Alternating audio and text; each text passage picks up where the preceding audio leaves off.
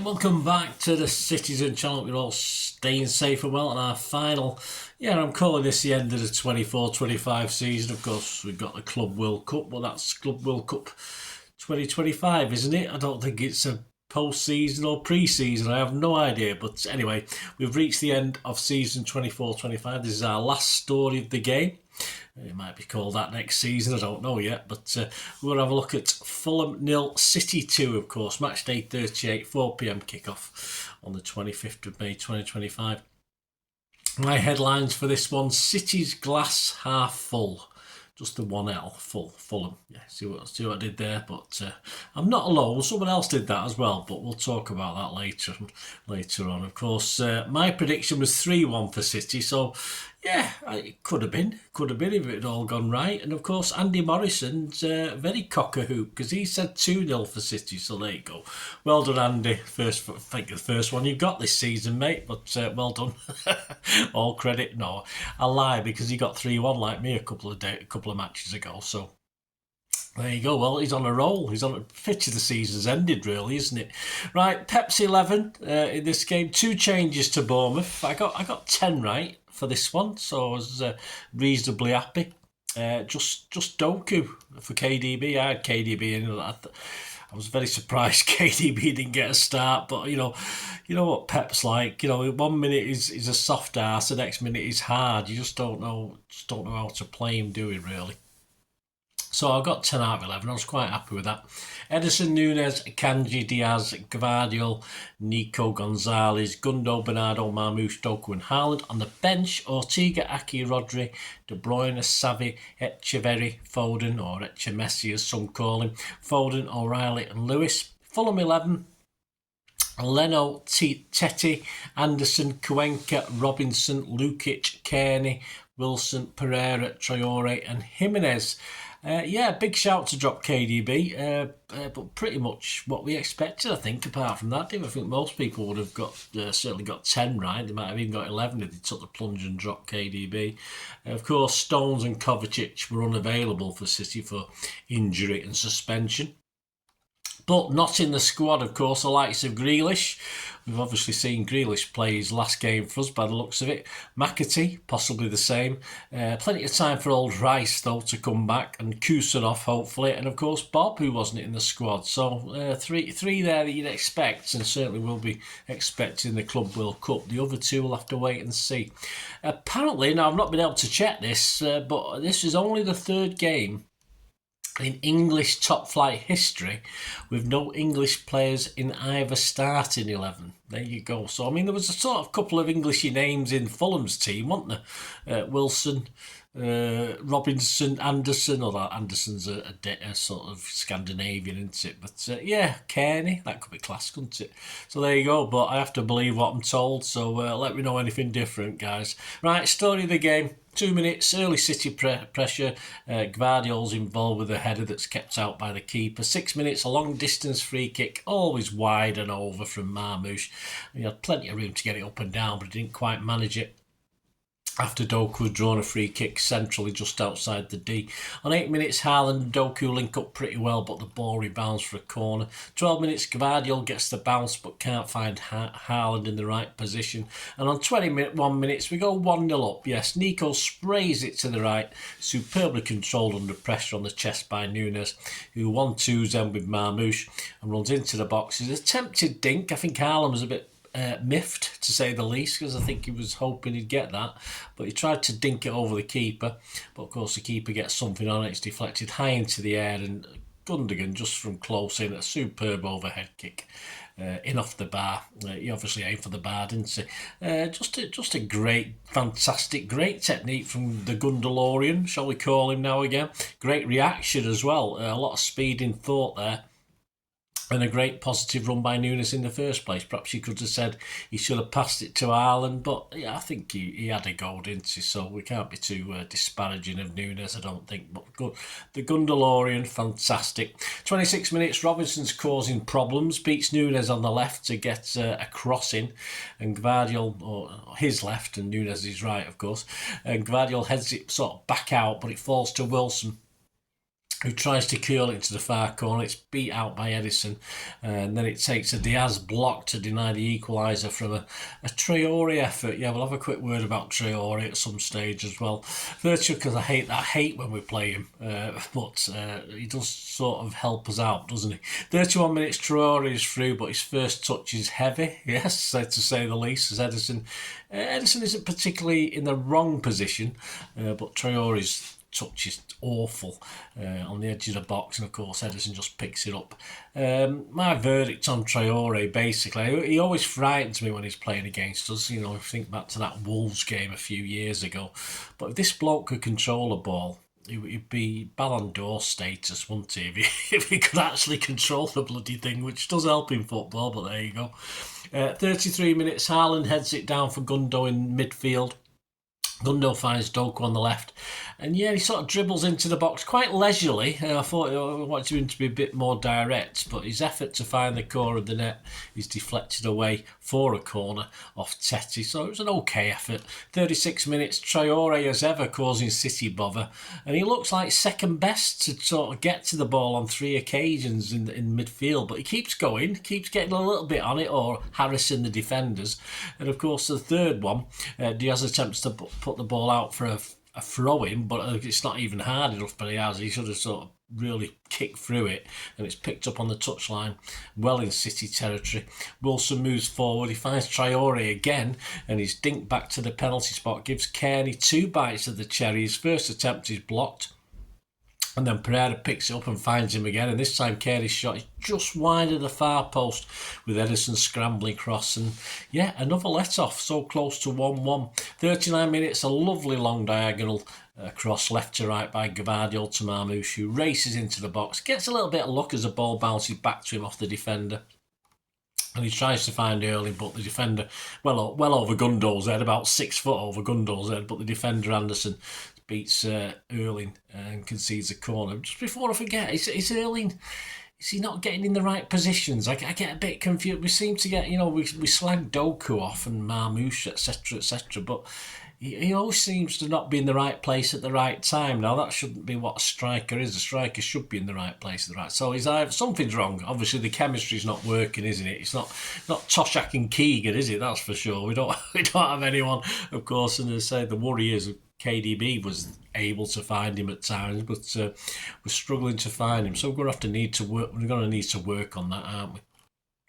41 minutes, Doku beats 2 men, tears towards the box, lays it back to Marmouche, who really should do better. He's got plenty of time to steady himself, take a shot, but his effort, which is fairly weak, is blocked. And from the rebound, Gonzalez, it was sort of bounced just in front of him, but he controlled it well, but obviously too well, because it ended up as more a back pass, as the keeper sort of saved comfortably to his left. 43 minutes again, Fulham so close to an equaliser. Quick transition sends Wilson away. So much space on that left-hand side, on the left-hand side. And he tries to kill a shot, or the right-hand side, depending which way you look at it. And he tries to kill a shot inside the far post, but Edison is well down. And it just looks as though it's a tap-in for Pereira from the rebound, but he just can't. It is quite a tight angle, but he just can't turn it in. I think it'd be disappointing. I thought that should have been a goal, but he hits the side netting. But we'll take it. Half-time 1-0. Good chances for Fulham. Probably better chances than we had. City, although the XG at the end of it points out we did have a better XG, but I thought City should have done better with some half chances, and there was definitely work to do at half time, as Fulham weren't giving up on this one and looked, as I said, looked quite threatening, didn't they? On the second 47 minutes, Haaland does really well to head back to Doku, but his shot is blocked. 49 minutes, Leno is down after saving the Gundogan corner that was headed goalwards by Gvardiol, hits his fat face, and he goes down as though, there's got to be some level of... I know there's a lot of problems with heading balls and balls in faces, but I mean, it wasn't a 60-mile-an-hour shot that smacked him in the face. It was a header, and he was literally up in a few seconds, but what it did was obviously break up the momentum, because City still had control of the ball. So the referee had to, the keeper's down, had to blow for it, but... unless there's any sort of comeback to these players, they're going to do it, and I don't think Leno was that. He could have got up and carried on and just rubbed his face a bit. It's just got to do something about this. They're not going to do anything about it, but it just really pisses me off, to be honest with you. 52 minutes, Akanji heads tamely over from a corner. It looked like Gvardiol was steaming in to head it as well, so he was probably the better option. Akanji just got in his way, really. It's a pretty feeble effort. 55 minutes, Fulham getting behind City on the right through Wilson again, and Pereira has a great chance, but I think his shot's going wide in the first place. It's blocked, but it's definitely going wide. Then Ederson gratefully smothers it. 57 minutes, Fulham wins for a penalty because Nunes sort of used his strength to sort of nudge Wilson away from goal, but there's no chance of a penalty there. 60 minutes, Haaland heads back across the goal from a Gundo free kick. It was just a bit too high for Erling to sort of get some good power on it, and it ends in just nothing happening for City on that one, but he just thought he might have headed it goalward, but I think he was just reaching back a little bit. 66 minutes, Ederson is in no man's land. Yes, comes, can't get it. Jimenez can't guide the ball towards the open net though and volleys it well wide. So again, a bit more, unusual for Jimenez. He's a good player, good technical player. I'm surprised he didn't do better with it. 72 minutes, of course, penalty for City. Doku finds Gundo, who draws a beautiful foul from Lukic just inside the box. A quick feet and a clever turn from Gundo. Great overhead kick, of course, for the first goal. A nice little move to win us a penalty. And this time, Erling has the bottle to step up for it and sends Leno the wrong way for 2-0. If you look at his stats, I would have gone to my right as the goalkeeper, but of course perhaps Leno didn't get the memo. I'm not too sure. Leno memo? I'm not too sure on that one. 74 minutes, Dope, so it's 2-0 for City. Sort of game over, but we can never be overly sure with the way Fulham are playing. They could certainly grab another. 74 minutes, Doku off Savion. 76 minutes, nice from Nunes, but Haaland puts it well wide. 82 minutes, a big hand again from Ederson, who had a good game, didn't he? Check my player ratings, guys, to save a Robinson cross into the box. And then Foden came on for Marmoush. 84 minutes, Gvardiol, a great ball to allow Savi to get in behind, but he can't. I think Haaland moves too quickly or doesn't go into the spot again. There's no vibe, is there, between Savi and Haaland either? Like didn't seem to be between Doku and Haaland. And it just flashes across goal to safety with Haaland nowhere near it. I say there's something wrong in that chemistry, isn't there? KDB, Echeverri come on for Gundo and Haaland.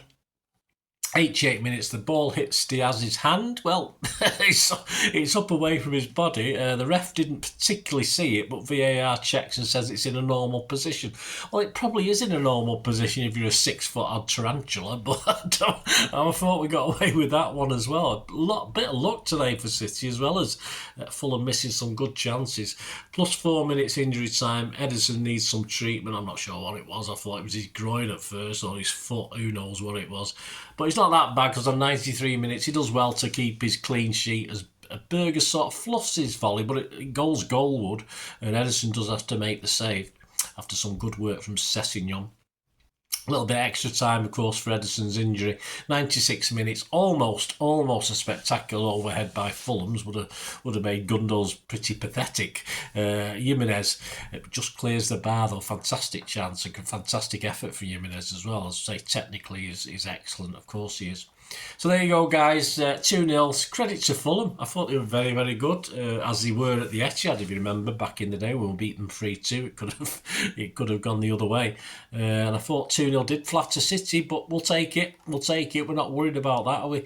Now, actually, that's breaks another record for City. City have now won the last 15 league games against Fulham, a new record in all 4 tiers of English football, bettering our own record, of course, which is 14 against Bournemouth. So we can, of course, increase those again next season, can't we?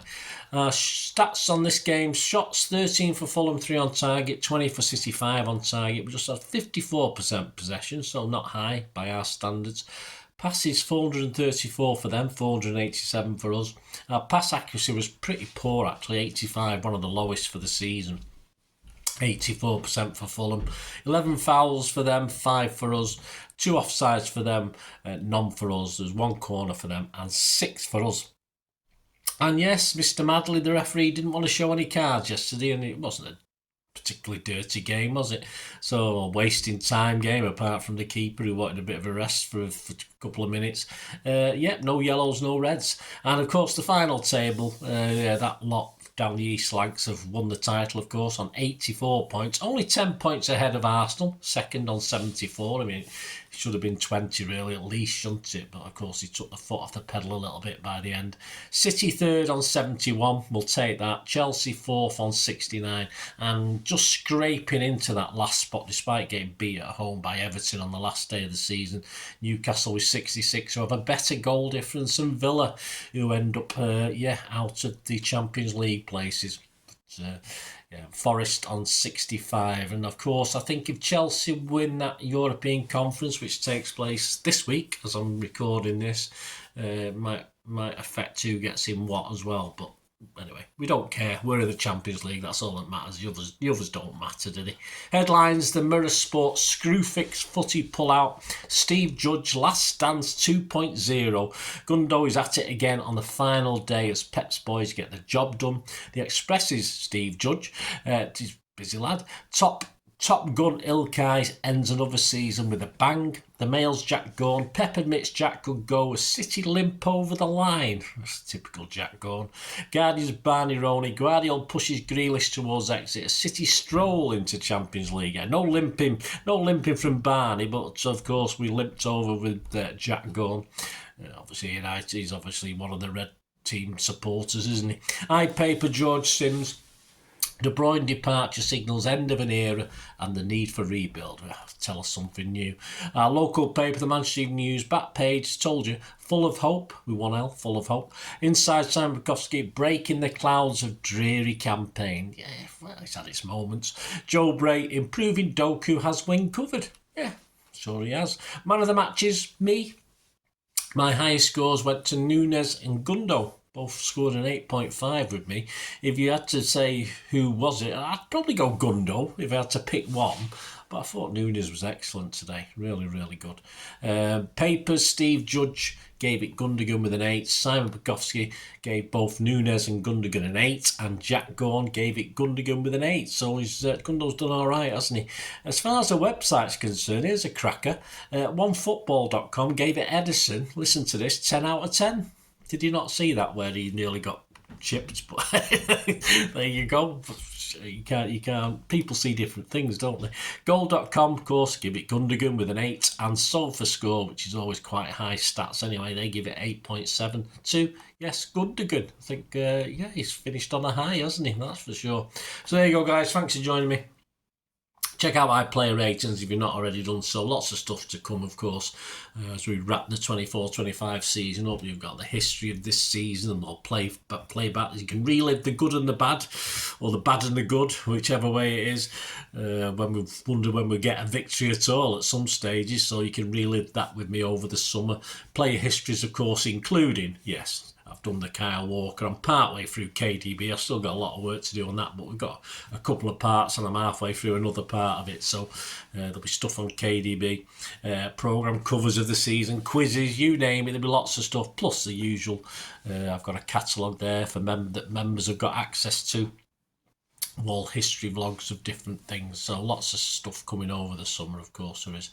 And of course some vlogs for the upcoming World Club Cup, so there'll be probably what we call Pepsi 11, just be match previews, but I'll preview the 3 group matches and then preview any that we need after that if we progress, of course. So join me for that as well, a little bit of history of the teams and what they're all about, because I've never heard of them, and hopefully probably you've never heard of some of them. All right, Juventus, I think we've heard of them, but certainly the first 2 we play we haven't. So join me for that. Hope you enjoyed this, guys. Please, I say I don't do any sort of live action stuff. If you want to help the channel by contributing anything, that's very, very welcome. I'm not I'm not too proud not to ask. If you can help us out, if you like what I try and do on the channel, lots of different things, as you know. Or just subscribe, but there are different ways of helping us out, guys. Anyway, thanks for watching. Please, if you just want to watch for another minute or so, just to find ways of supporting the channel, that would be absolutely wonderful. And thank you very much. I'll see you very, very soon. Just keep watching and listening. I hope you enjoyed the feature, and yeah, if you can support me through the subscription, if you can subscribe, guys, that'd be wonderful if you've not already done so. We do actually have memberships at the moment, just 99p a month, so you get access to all my City stuff, including all the history vlogs, dozens and dozens not been published yet that you get immediate access to, and every time I do a edit and do a vlog, you get immediate access to it as well. So you can have a copy of scripts as well if you want any hard copy of the sort of things I do on matches and teams and managers and players, etc, etc. So if you can join the membership, that'd be wonderful. We do fine. And yeah, if you want to support the channel just by watching the ads, that helps. Watch the ads, let them play through while you just have to check your phone or something, let it play out.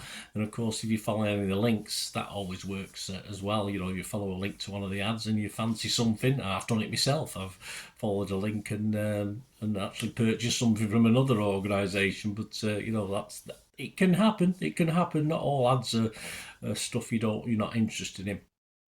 And of course, if you can give us a like, guys, that would be absolutely fantastic. All likes are much appreciated. Anyway, thanks for watching. Until the next time, of course, I only ever ask one thing, don't I? Please, I ask you all to stay safe, especially you Blues. Until the next time, come on, City. Bye for now.